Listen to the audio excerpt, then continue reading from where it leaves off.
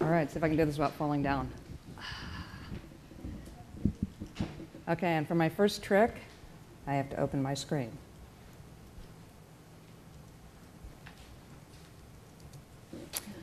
Okay, all right. Well, good morning, everybody. Now, how many of you are here from the Boston area? Anybody west of the Mississippi? Me too. Is it 6 a.m. in your head? Yes. Oh, okay. All right, so I got these toothpicks in, but I'm ready.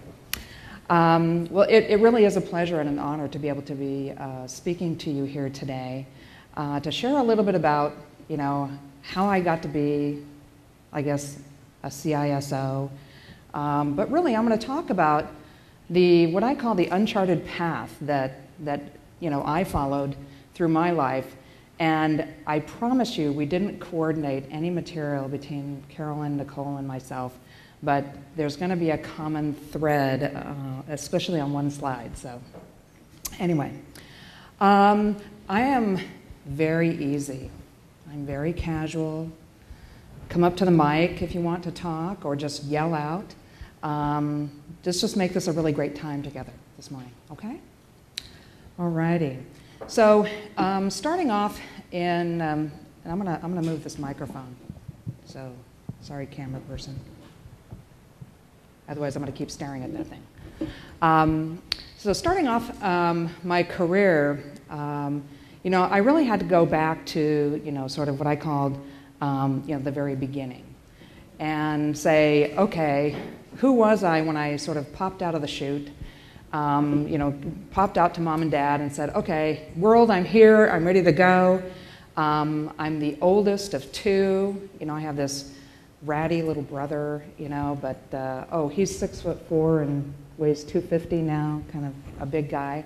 But anyway, I just wanted to say that, I started at the beginning of, sort of popping out, and pretty early on it was decided, I think we got a smart one, Oh, good, because it looks all squished on my screen, okay. All right, so there I am, okay, not really, reading a book. And I knew that, and my parents knew that we had to do something to keep me occupied. I was into creating lots of complexity, lots of things with my toys, and very creative. And good news is they kept me very, very busy. But they had this one thing that they told me all along: you can be whatever you want to be. And they were very non-specific. So I don't know, that's me on the right being Yoda. Okay, all right, not really. Yoda, Jedi Master. Now that is a trick, okay? Yoda. There is no try, do or do not. Okay, I don't know how I can do that, but I can. Okay, that's really weird. But anyway, so my parents were really non-specific. They were like, okay, be whatever you want to be. And then that was kind of it. That was their support. So, I was off wondering, well, what am I going to be when I grow up? So probably, and this kind of ties to what Carolyn and Nicole were saying, is as I went through school, 7th grade was a big fork in the road. Because what I'm showing you here is a group of 7th grade boys. And I say it's all been the same ever since then. Because what I always tell people is ever since the 7th grade, when we began to sort of track into different kinds of classes in school, I've been hanging out with these dudes. Have you? They're just the older version of this now, right? Okay. He's the only guy in here right now, so I could say that. All right, so ever since the 7th grade, it's been all boys. So I could really relate to what Carolyn and Nicole were talking about in saying, oh my God, it's a group of women. I'm afraid of you. Ah! Or, what do we talk about? Because I've been hanging out with the guys for so long, I know their language far better than I know our own. Okay, so anyway, so I just wanted to sort of, if any of you had that same experience, that, for me, people say, well, how do you know how to do this? I said, well, it's been the same since 7th grade, so I don't know how to do anything else. Okay, so what happened when I just kept going on with my life, I just call it stuff happens, You kind of finish high school, doing the same old thing with the same old guys. And then you move on to college, and that's supposed to be a bunch of kids in college right there. And then, you're trying to figure out, what am I going to be? So I started off to be a mechanical engineering major, and that was really cool, except there were only 2 of us in the whole program, 2 girls. And we hung out together all the time. We did everything together because we were the only 2. And we also are the only ones that got in trouble for talking in class. What surprise was that, right? So we'd sit in the back and we'd go, or, oh, can you believe that guy's over there doing that? Anyway, but we would get trouble talking in the class. And then after a while, after about, I was trying to figure out, is this really what I want to be? This is what all these aptitude tests had told me to do. Math was my favorite thing. Go be a mechanical engineer. I really like how things like work. And so I dove into that. But then I hit a crossroads. About 2.5 years into school, in college, I quit. I quit going to school. And that was I'm sure, what was I, 20, 19? That was the hardest decision I'd ever made. And it was absolutely just gut-wrenching to be able to say that, okay, I'm going to quit school, I'm going to go to work. But, I didn't want to go down to the local, taco stand and work. But I really wanted to test out, could I be successful in the engineering field? So I joined a corporation called the Fluor Corporation, which is, if you know them, they're all about engineering construction, petrochemical plants, processing plants all around the world. So, I didn't exactly go to a girl-friendly place either. And while I was there, I learned all kinds of really fun things. And I was totally geeked out. I was just loving it. I began a career as a control systems designer. So pressure, temperature, level, and flow, anything you want to know. Okay, that's me. All right, so I began this really geeky profession in control systems design. And if you know what that is, that's all the stuff, all the instrumentation in the plants and things that keep things from blowing up, right? We are also the people that create those great control panels, those great control rooms where you're watching all the screens, even like in the Star Wars movies and things like that. So that was how I spent my time. And that took me, that really derailed me and took me off on a career that I actually spent 9 years doing. So you're probably wondering, well, geez, what happened to school, right? Well, I kept going to school at night and things like that, but then I changed my mind 4 or 5 times. By the time I graduated, I had probably enough units for, 3 or 4 different majors, right? Because I had just about tried everything. Because I suddenly thought, I don't really want to be an engineer. And that was one of the dawnings I had at this place, was that I was, far more creative. Hope I don't offend anybody. Anyway, that's where I was going. So after a total of 9 years after high school is when I finally graduated. So I'm in the C there, kids. Okay, just kidding. All right, so then I graduated with my bachelor's degree, and my bachelor's degree is actually in psychology. What the heck was that all about? Well, as I was wandering in and out of all these different majors, I changed from mechanical engineering to physical therapy, to math, to computer science, and then psychology. Was one day, as I was going through my travels and my studies, I happened to take a class in research methods in psychology. I was hooked. Oh my gosh, research. I was going to be a professional researcher, and so that's what I did. So I got my degree in experimental psychology. But after that, I was still working, and I was wondering, where the heck is my career going? Okay? So I started my working career at 11 with a paper route. How many of you had a paper route? Are there still paper routes? By car. Okay, well, who was on the bike? All right, my girl. All right, so I'm out there in the early hours of the morning or in the evening, depending on which paper I was doing at that time. I had to go kind of upscale. And so, going from the paper route to, the high school job at McDonald's.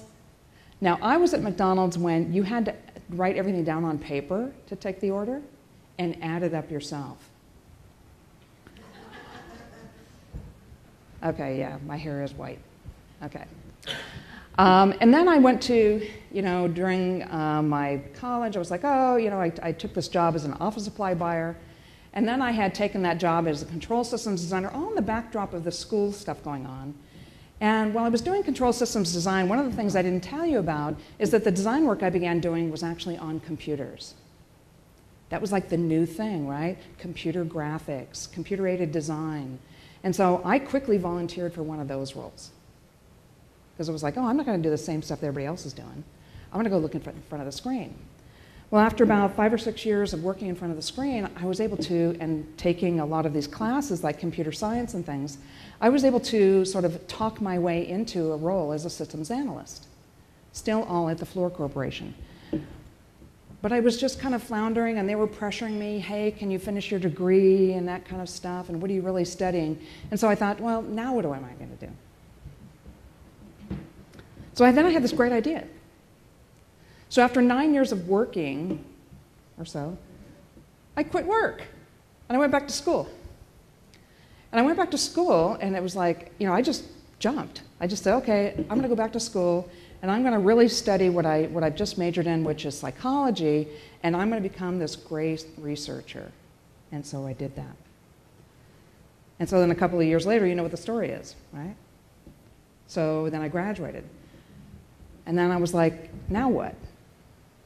Because what I thought I was going to do was something really fantastic and really, just out there, really changing the world. And I had actually focused all of my training and research in quantitative psychology, of course, measurement, evaluation, techniques of experimental research. I was the statistics person. I was the person you came to for tutoring, right?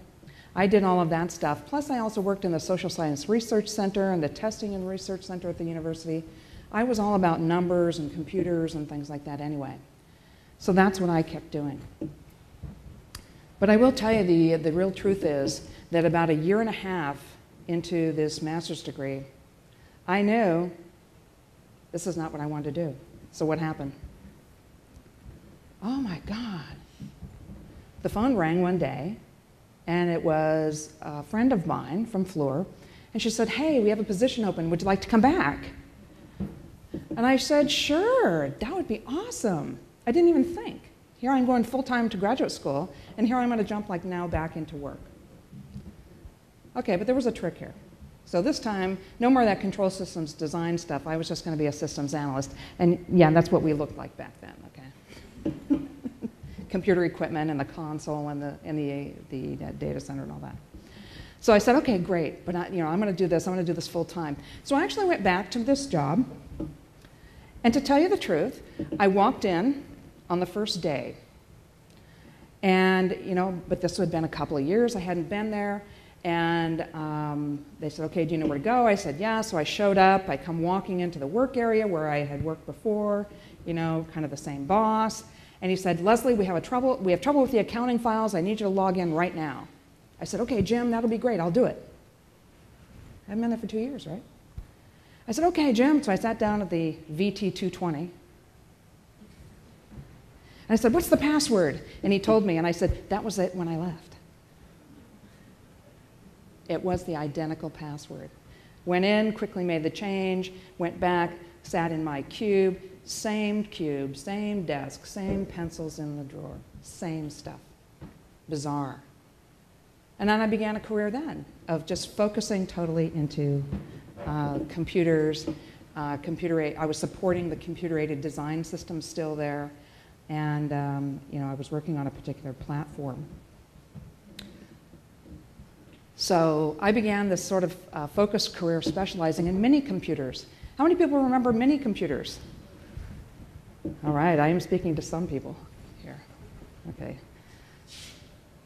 Trying not to be the oldest person in the room, probably am. Anyway, so, I just love the VAX. I love the VMS operating system. I became a systems programmer. I was like able to make these VAXs spin on their little wheels or whatever. Okay. I thought it was awesome. I was absolutely in love. I love my VAX. Or multiple VAXs, also PDPs, all of that fun stuff. And I really felt like I am on to something. I have finally found something that is just got me hooked. So probably a lot of this happened to you, right? Or maybe you're in the middle of all of this decision making. And then I found I couldn't get enough. And it kept getting bigger, and data centers, and network diagrams, and working with individual systems, and architecture, and all kinds of stuff. I just couldn't consume enough stuff about this. It was just like an addiction. I had to go to every class, I had to attend every conference, I had to do everything. I had to work 24 hours a day. It was really great. And along the way, I even found female role models that I could look up to and learn from.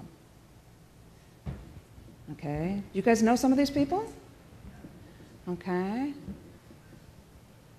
Anita Borg, a really, really fabulous woman who worked for Digital Equipment Corporation.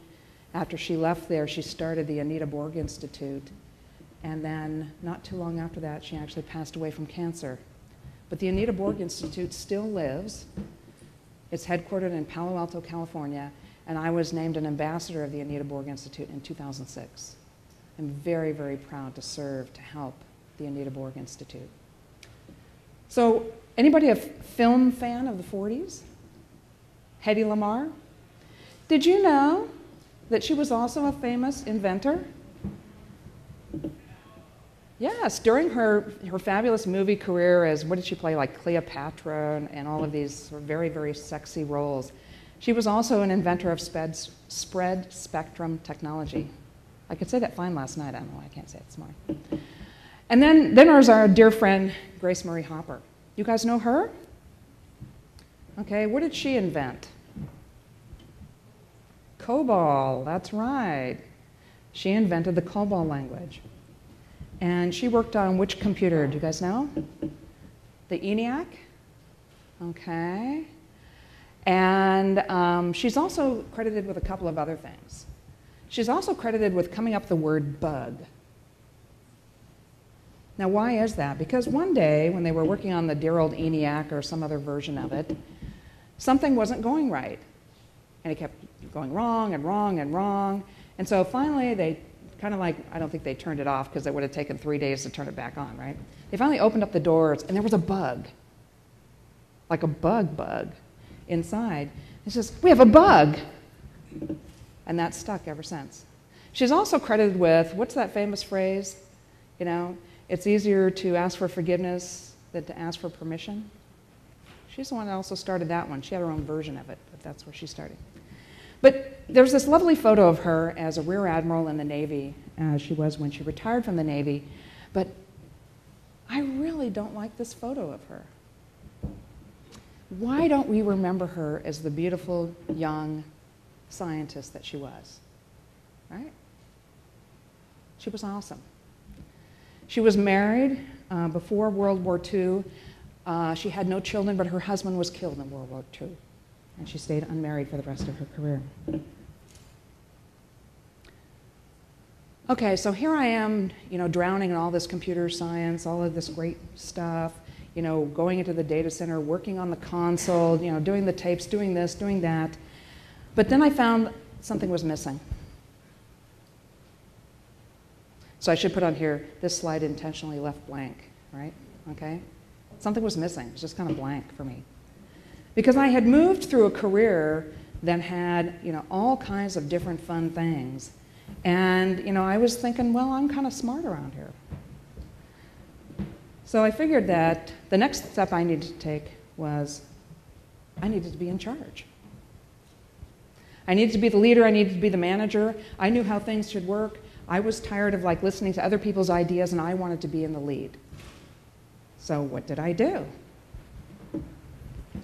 You've already seen a pattern. Can you predict the next slide? I went back to school.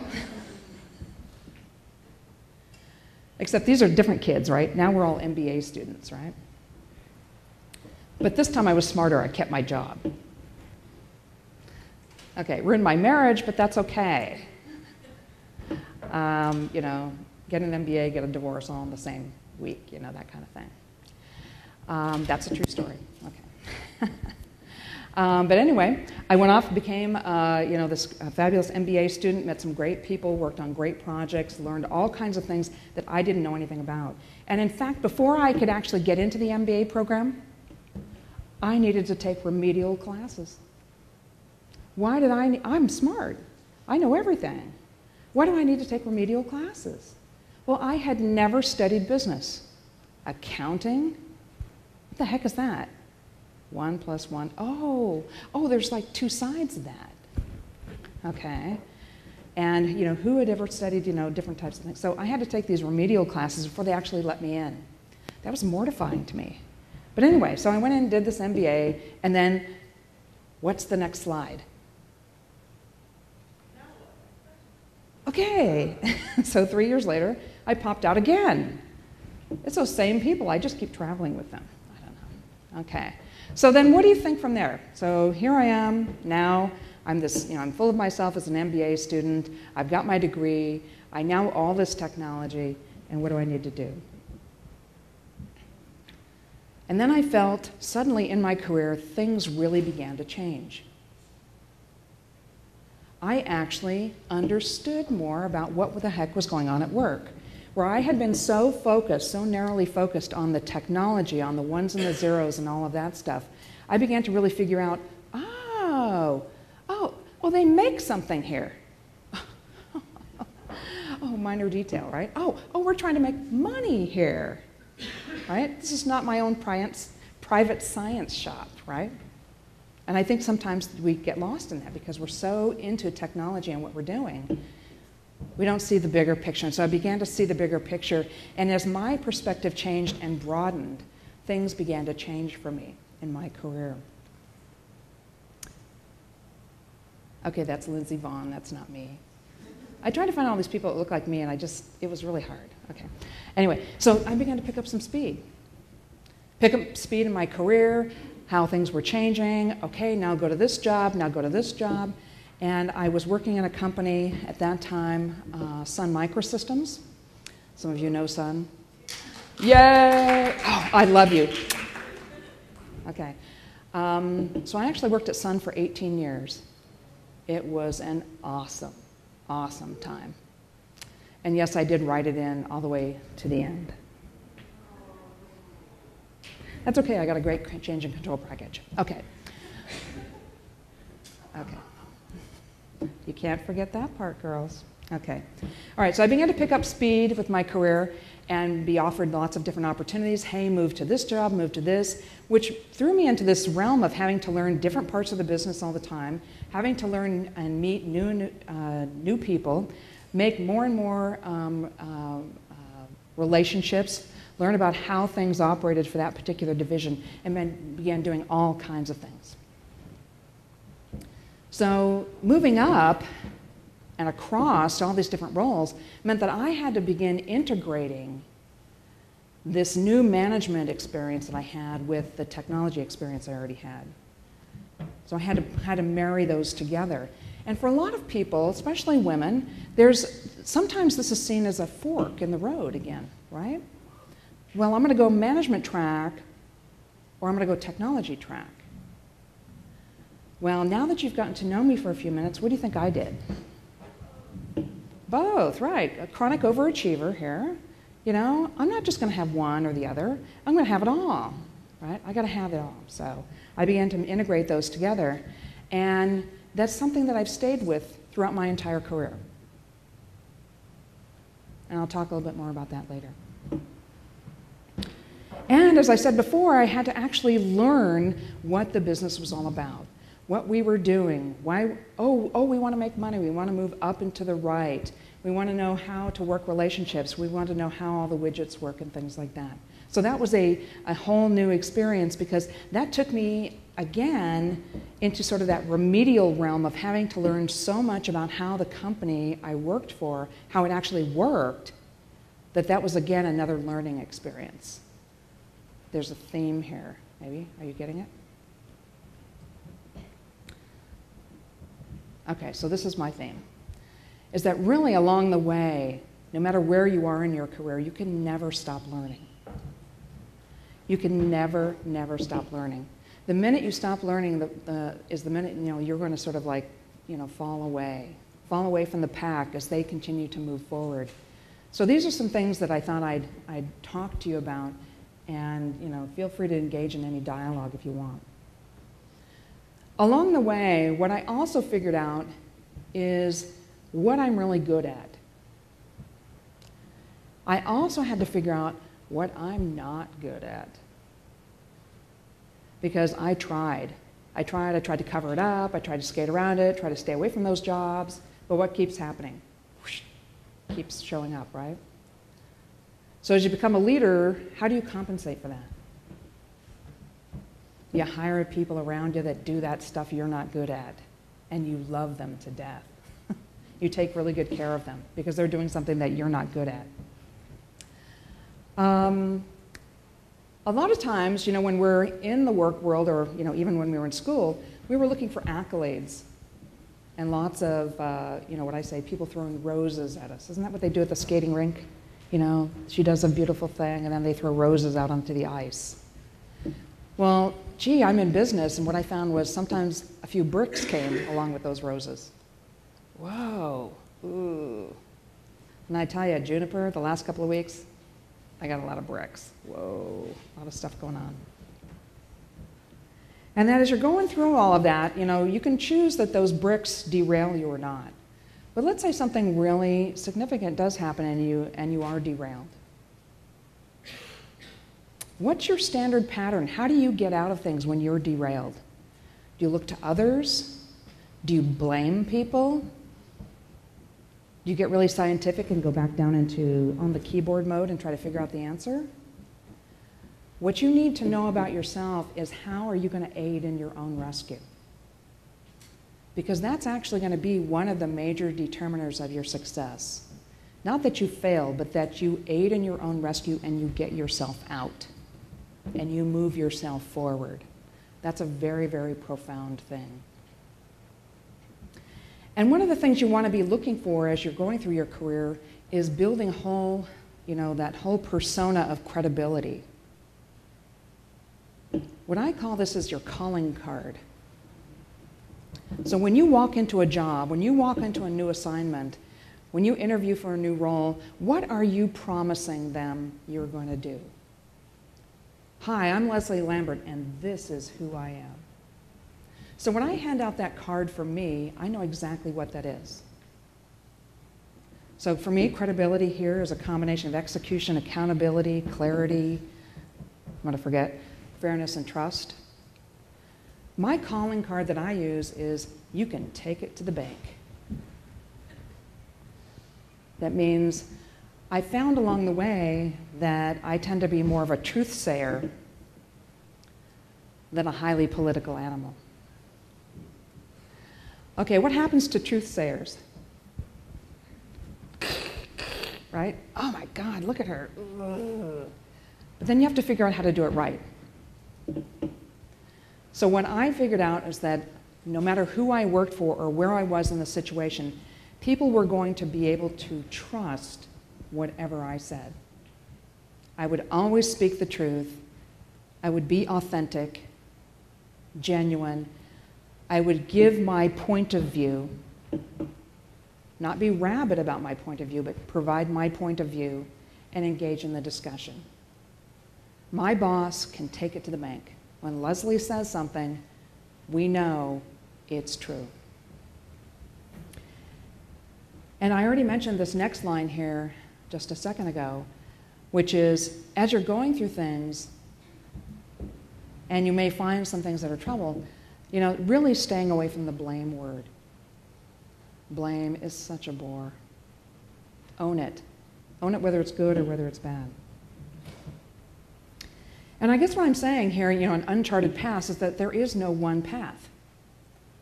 I showed you my path of in and out of school, going back and forth, quitting jobs, taking jobs.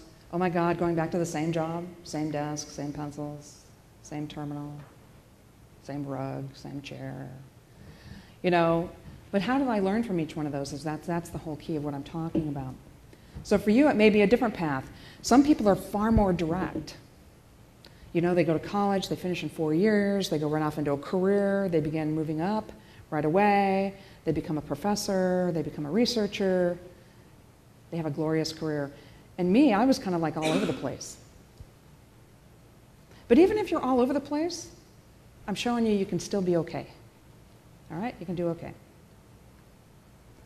So now I want to talk about the most important lessons that I learned. And this time I hid them. Okay? Grab your attention. Okay, so let's see what's the first one here. So one of the things I can talk to you about is a lot of people say, well, I'm going to do either management or technology. I'm going to do work or I'm going to have a family.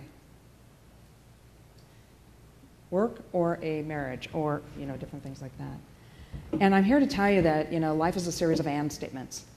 It's management and technology and marriage and children and family and scuba diving.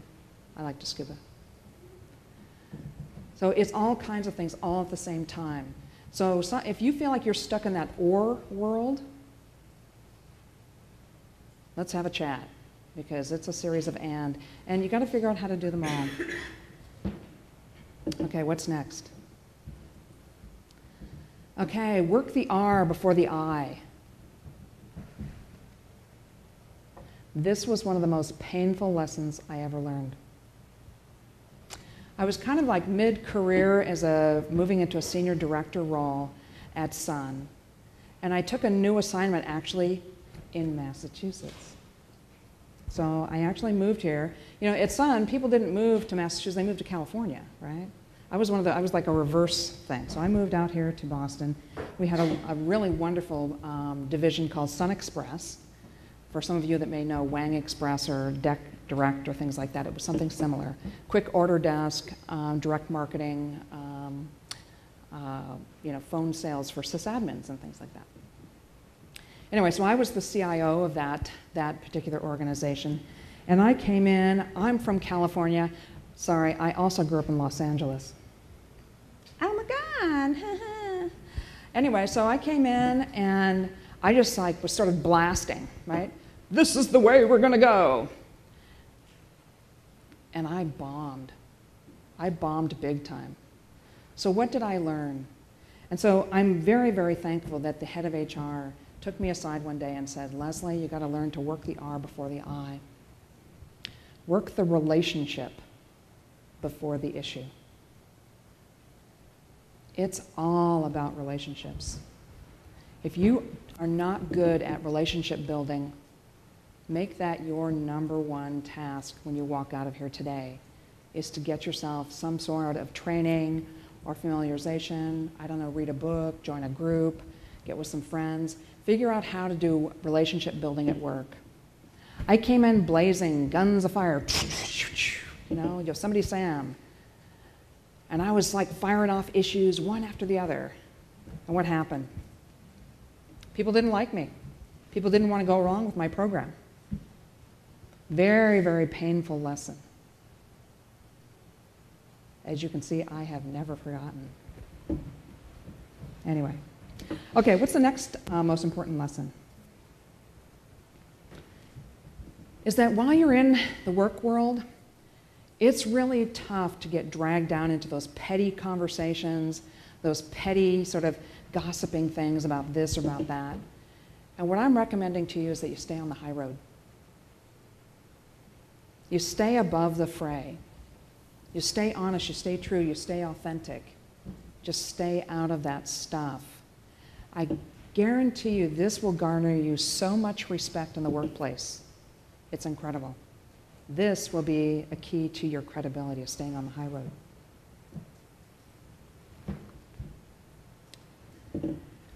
And this is actually a quote, so I forgot to put quotes around it. But I went to a conference a number of years ago in Las Vegas, and it was for a particular vendor conference, and I only went to the conference for one reason. I wanted to hear the keynote speaker that was on the last day, okay? And it was a woman, and she was very, very clear, even though she was speaking to a mixed audience of men and women, that she was speaking to the women in the audience.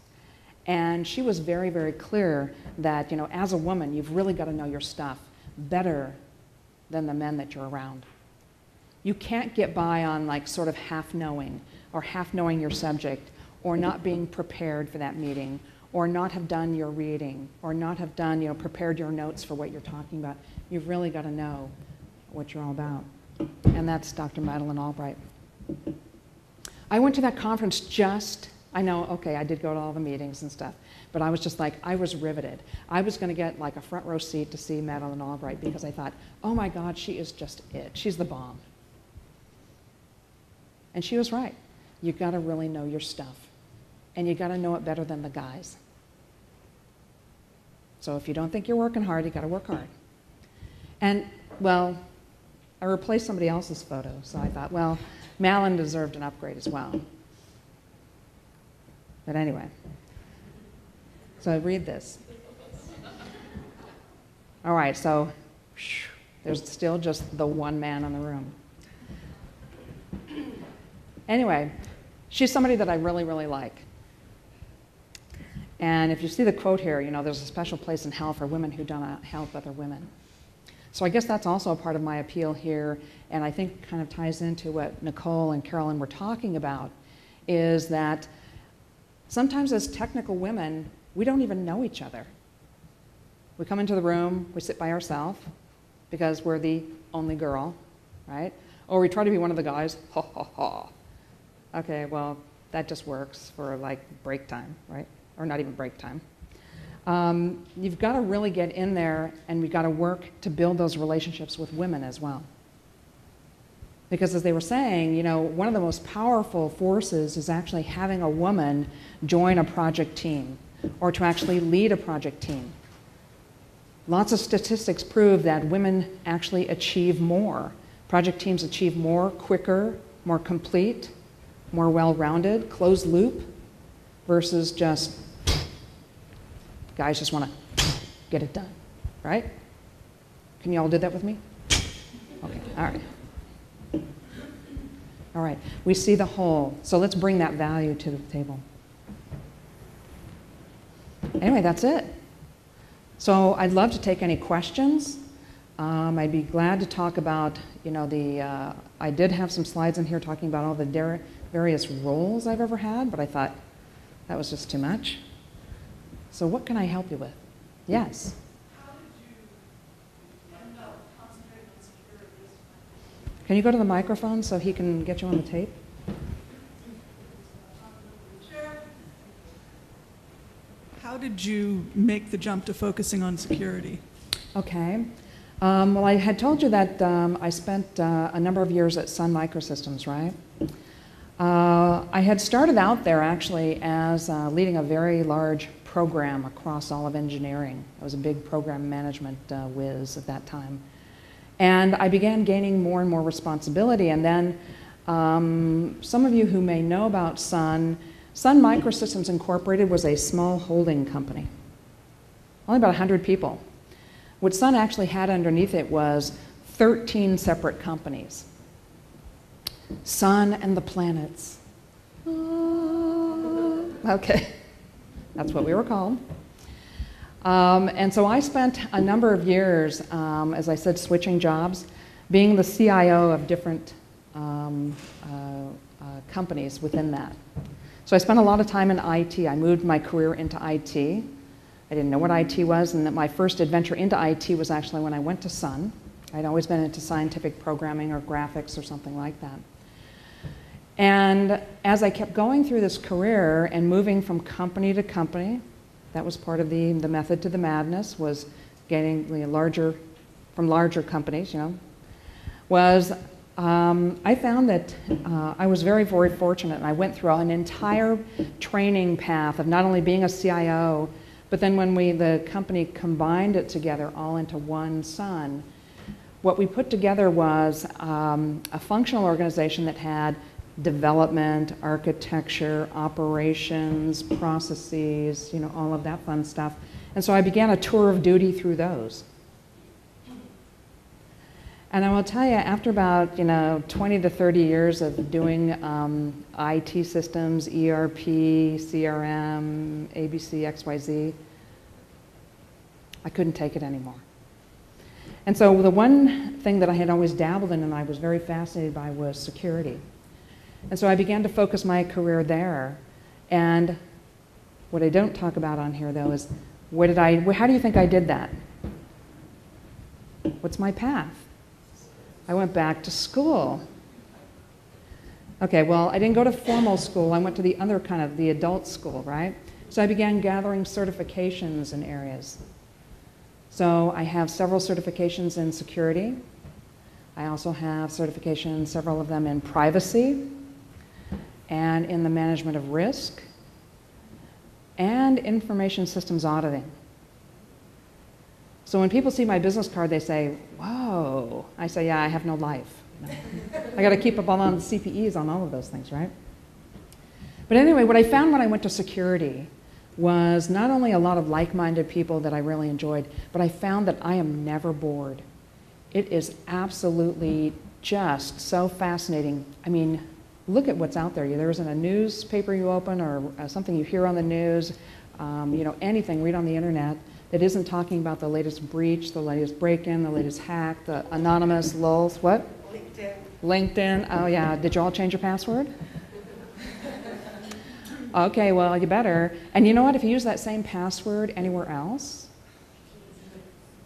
okay, go change it everywhere else too. Because that's what we tend to do, right? LinkedIn, Facebook, Yahoo, Google. Oh. Okay, so go change it everywhere. So there's all kinds of stuff that you need to take care of. And so I found it was just absolutely fascinating. I also found that it was a really, really good place that because sometimes security is seen as secret agent. Okay. Well, I came into security and I said, this is not a secret agent society. This is more about education, awareness, telling people, what the good news is about things rather than talking about the underbelly all the time, because that can be sort of, that sort of secret guise society of security, right? Notice I didn't wear black today? Okay, that's another joke. People in security tend to always wear black, right? They're paranoid. But how do I know I'm not a real security person? Because I'm not paranoid. Maybe I am, I don't know, yet. But anyway, that was my path to security, and that's where I intend to absolutely continue and finish my career in that space. Any other questions? The 6-foot-tall woman with heels, yes. It sounds like you've made a career out of kind of reinventing yourself. Yes. Were you ever scared at any of those points, or how did you sort of talk yourself into it? Because whenever I've considered that, it's an interesting position to be in, so I'm... Oh, okay. Was I ever scared or any of that stuff? Oh my God, of course I was. I was freaking out. But I was always like, my father had called me in high school flag-waving righteous. Now, I'm not quite sure what he meant. Well, okay, I know what he meant. But I was basically just kind of hell-bent on going out there and doing things. I had enough faith and confidence in myself to be able to say, this is going to work. I mean, it's kind of like that Yoda line, right? There is no try, do or do not.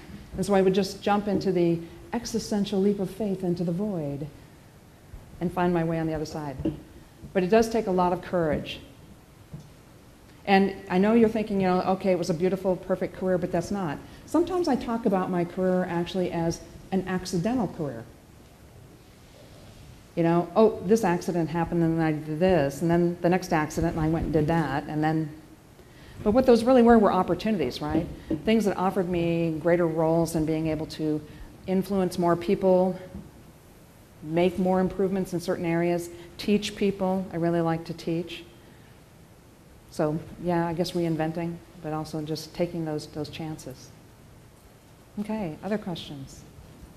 Can you talk about the role of mentoring in your career? Did you find that you had mentors, you sought them out, they sought you out, and just how maybe people did help along the way? Because you mentioned Madeleine Albright, women helping other women. I'm just wondering if there's any of that. Right, and you guys are tagging me on the slides I took out. So I did have the slide on that as well. I have had a tremendous series. It's not one. Can't get yourself connected to one rabbi, right? You got to get connected to lots of different people that have lots of different views on how things work. It's been a combination of men and women, more men than women because of the industry that we're in, right? A couple of other things that I tremendously benefited from was Sun Microsystems was generous enough to invest in me and send me through 2 series of executive coaching. So don't discount that. If you can't get your company to pay for it, you might want to look at that yourself. So this is the new and improved. Okay, all right. Thank you. You're my new best friend.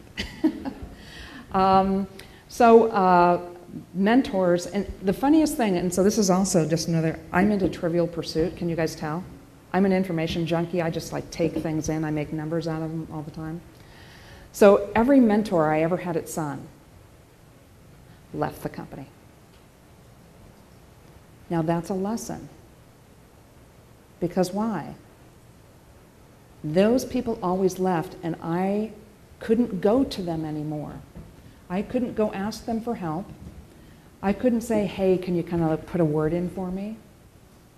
I had to go do it again. I had to go build another mentor relationship with someone else. And I don't know what it was. Literally, they would leave the company. So, towards the end there, I said to people, I don't know if you want to be my mentor, People leave the company after they work with me. I'm not sure what this is all about. But actually, I went, so let me talk about the types of mentors.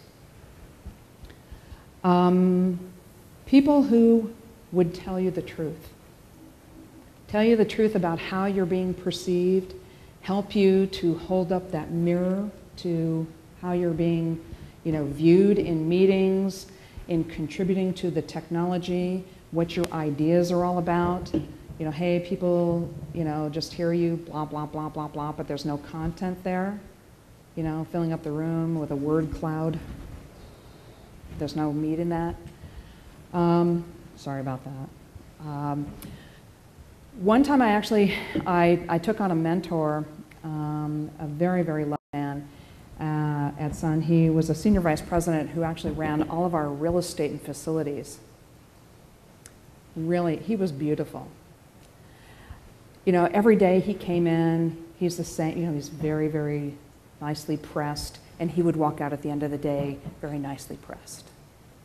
And I was just like, I can't work with that guy. I guess if I put that picture up of like Pigpen,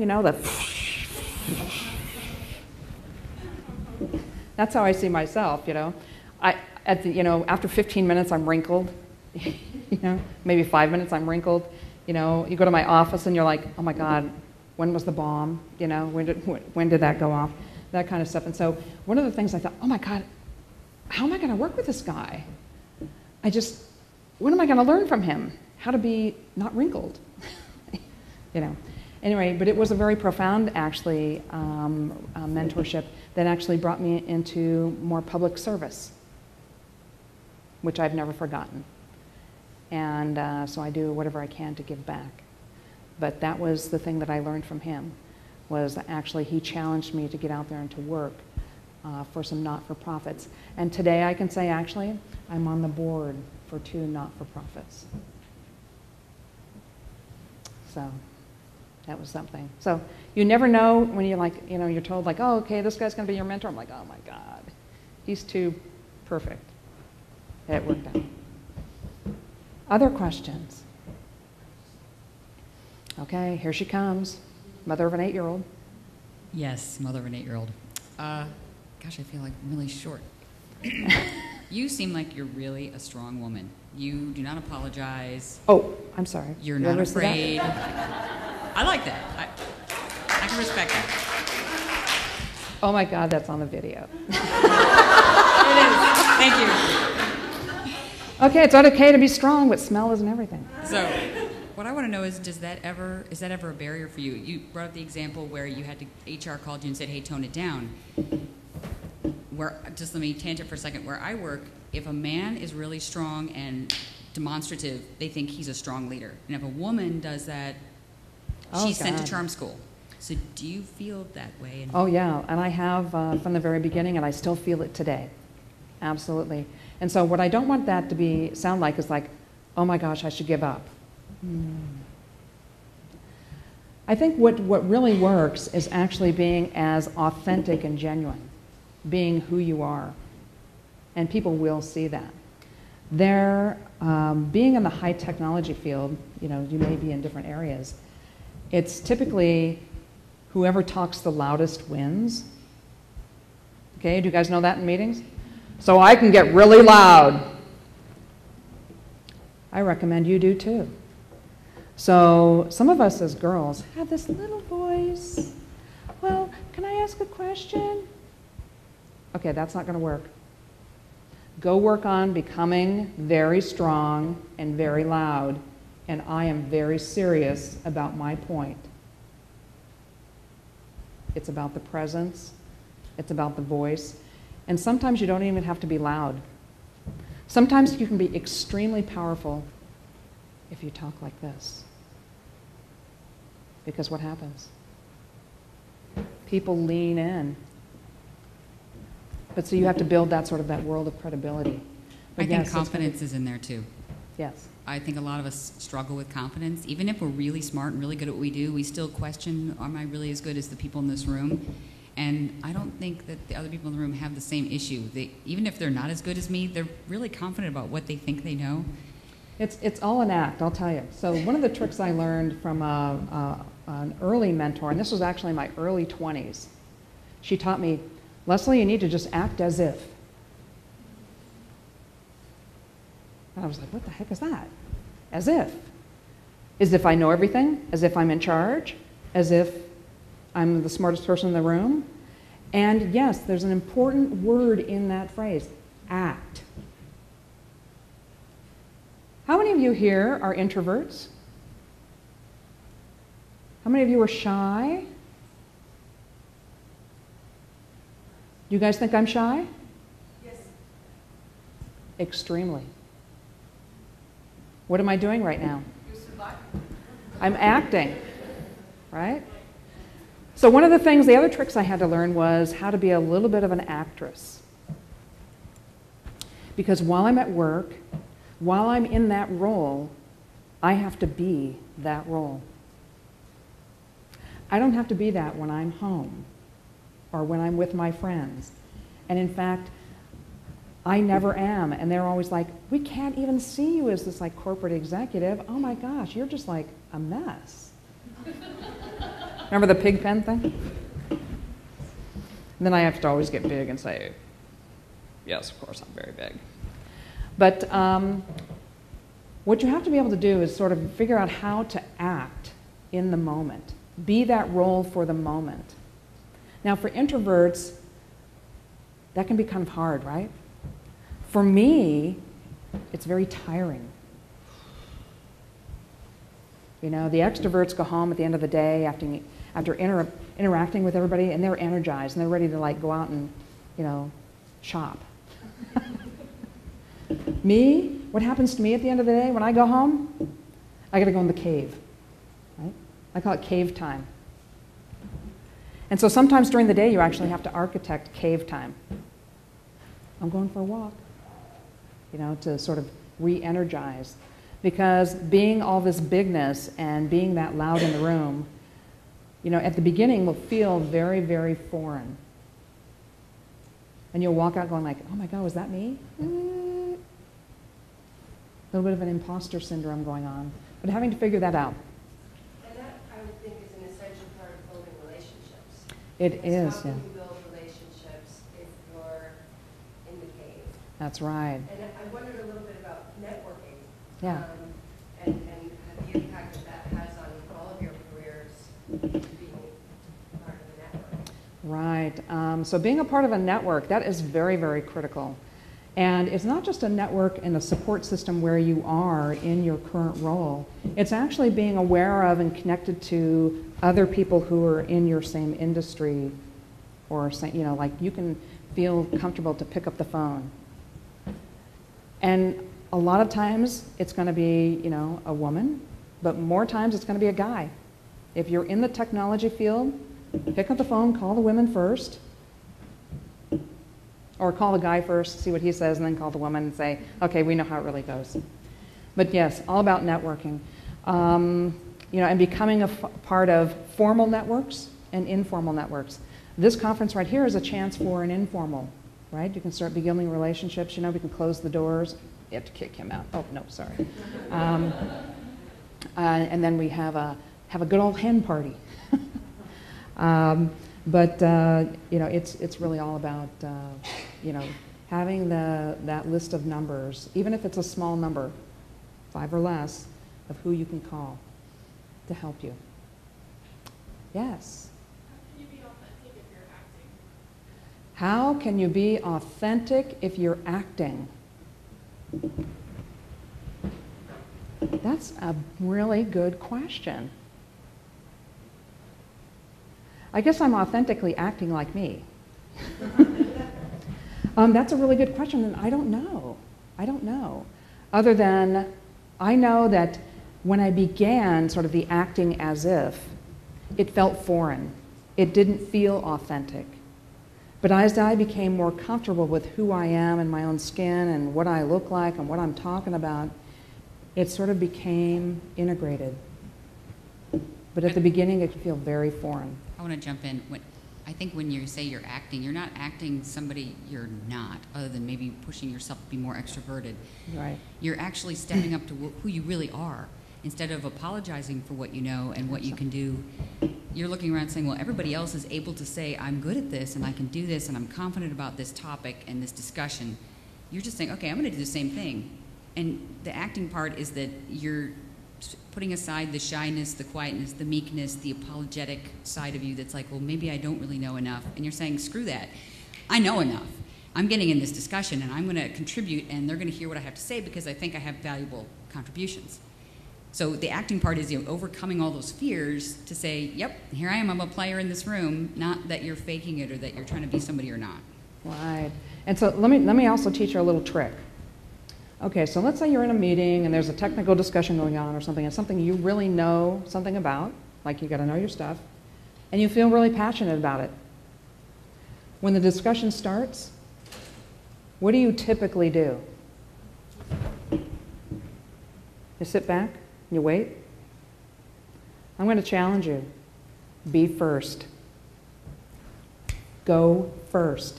Open your mouth first. Command that moment. Don't let those guys get in there, because they will. Command that moment, and then lead the discussion. Oh my gosh. For my next trick, okay, that will change your career. Speak first and facilitate and lead the conversation.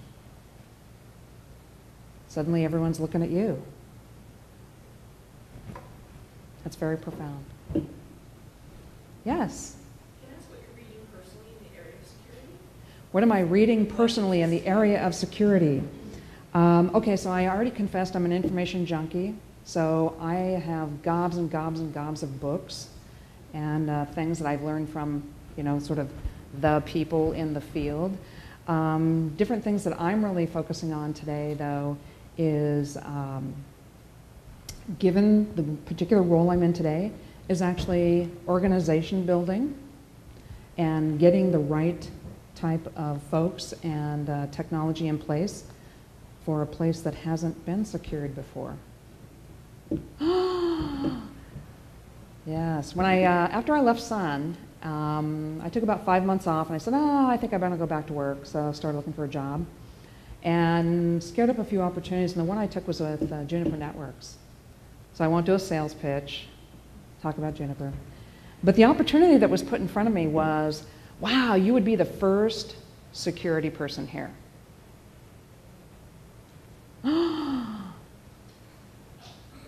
Most people wouldn't want that. Most people. Okay, note to self, get head examined.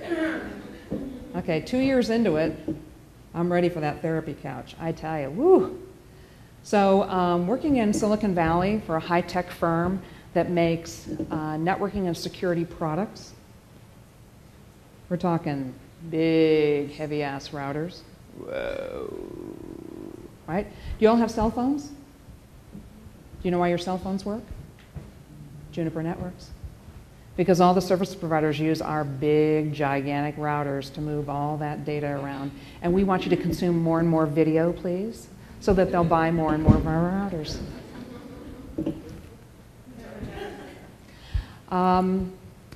So yeah, when you go to, sometimes in Silicon Valley, you get companies that are still in startup mentality. Over half the company is engineers, very, very science-driven. We're talking propeller heads everywhere.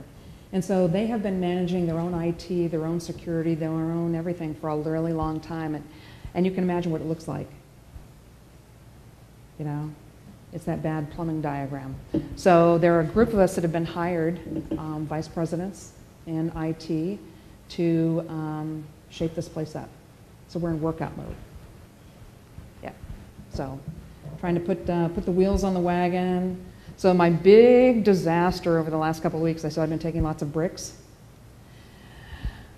Oh my God, we lengthened the password on your cell phone.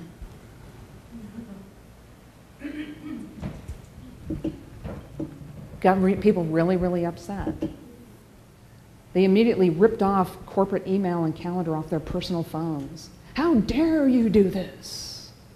Jackbooted Nazi, security woman, ha. From 4 to 6.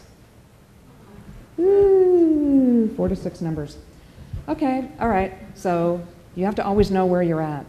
So, so I'm not reading a whole lot of scientific stuff, but I am definitely studying in the area of advanced persistent threat and all of that fun stuff.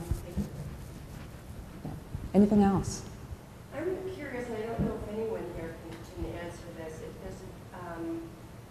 I'm also working for a company in Silicon Valley, Taos, and Rick says hello. Yes, I know. See, I know her. I just wasn't letting on to the whole audience that there was somebody in the room that I actually know. So I'm curious, women in advanced computing in Boston versus women in advanced computing in California.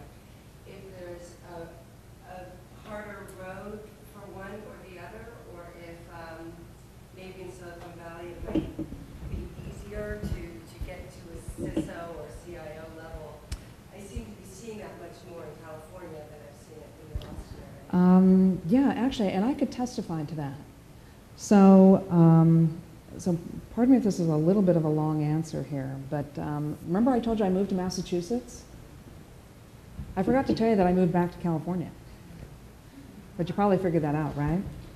So, and it wasn't because I blew it at that job. It was because our division, our company, was actually acquired by another company inside Sun. So all of us executives lost our jobs, and so we had to find other ones. So I was then pulled in to be the CIO for the microelectronics division. Chips, boards, and modules. Yeah. You can see I like that tough stuff. I'm not into the fluffo. But during that time that I moved back to California, I want to be very, very clear. I moved back to California. My family had moved here. We had bought a house. We're living in lovely Andover, Massachusetts.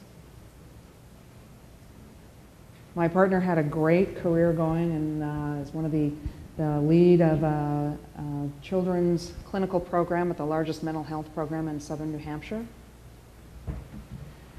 And I had a problem with my job. So I moved back to California. But while I was there in my new job at Microelectronics, I traveled back here just about every weekend. And I also arranged myself to interview for several jobs. I never got any of them. So what I was wondering was, okay, here I was inside of Sun Microsystems as a woman, and at that time you could count the number of women vice presidents at Sun. This is back in the late 90s, probably on one hand. Okay, so it was kind of a rough road for women as well. And here I was able to demonstrate abilities and move up within the organization. The organization had a lot of trust in me, had a lot of faith in me, and so put me in a leadership role. And actually, the division that I came to work for out here was headed by a woman. A local woman you probably know, Dorothy Terrell. If you don't know her, you need to look her up. She's a fabulous individual. But then what I found when I went back to California, and I still wanted to attain that same level of a position here in the Massachusetts area, I couldn't get it. They looked at me and they said, "You're way too young. You're a girl. You can't have this experience." And so what I found I was running into was a lot of more cultural differences here that I hadn't yet paid my dues. My hair was not white at that time. And so while I went on 4 or 5 major interviews and made it down to the wire on a couple of them, to be like number 2, I never got the job. And that was when the rest of the family decided, okay, we're going to have to go back to California. So I would agree, there might be some tough stuff here, additionally, that's more culturally bound than there is in California. Okay, let's end on a really up note. That was kind of a... We are the world. Oh, okay. Maybe a last question? Sure. What are your next steps? My next steps? Well, let's see. Fly to Los Angeles tonight and go to 2 graduations in the next 2 days. My nephews. One's graduating from 8th grade, one from high school. But seriously, on the job front, keep hanging in there because I know I can make a difference. I'm in a rough place. Like I should have had my head examined. Why did I take this job? It's really tough to help people/men change when they don't want to. As you can imagine, in my business where I am at Juniper, it's predominantly men. So it's folks that have had their own way for a really long time. So that's how I'm going to spend my time, is continuing to make the improvements that I know I can, and just keep going from there. All right. Thanks, everyone. You've been very attentive. Enjoy the rest of the day.